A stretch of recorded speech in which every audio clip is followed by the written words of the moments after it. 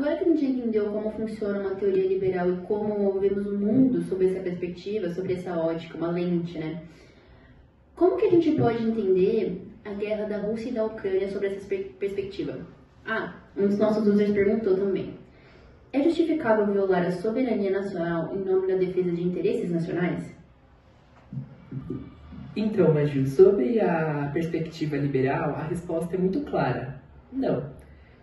Mas como nenhuma resposta curta consegue atender a perguntas complexas, eu vou detalhar um pouco mais sobre isso. Bem, o liberalismo ele leva em conta duas coisas fundamentais. Uma delas é a autodeterminação dos povos e a segunda é a soberania. O liberalismo acredita que os estados devem ser soberanos entre si, que eles devem ter certa autonomia em relação às decisões uns dos outros. Entretanto, quando a gente fala sobre a nação dos povos, a gente está querendo dizer que a população de uma determinada nação tem o direito de afirmar, de decidir quais os rumos que o país vai tomar. A gente trazendo o exemplo da guerra da Rússia e da Ucrânia, a gente pode pensar que, sim, os ucranianos, se assim quiserem, eles têm o direito de fazer com que a Ucrânia entre na OTAN, independente da vontade da Rússia. Porque, na visão liberal, quem deve se sobressair é a autodeterminação dos povos e a soberania nacional.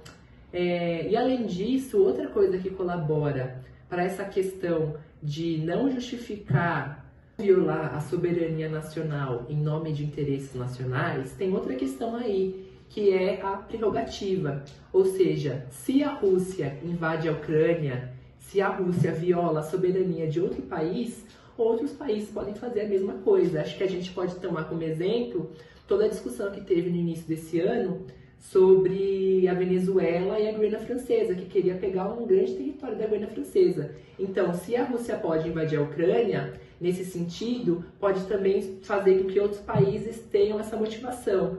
Ou seja, a Venezuela pode invadir a Guiana Francesa, porque a gente vive num sistema internacional que, na ótica liberal, é marcado por acertos, ou seja, não há questões materiais que falem, olha, você realmente não pode invadir, mas é que os estados têm essa consciência de que não dá para invadir.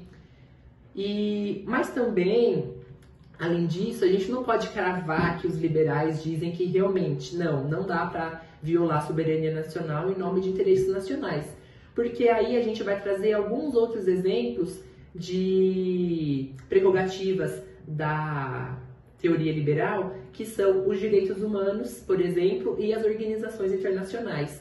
Ou seja, se um desses estados estiver violando os direitos humanos da sua população no seu território, na visão dos liberais, pode sim violar a soberania desse país para poder salvar as pessoas. A ONU, por exemplo, ela traz o termo Responsibilization to Protect, que quer dizer responsabilização para proteger.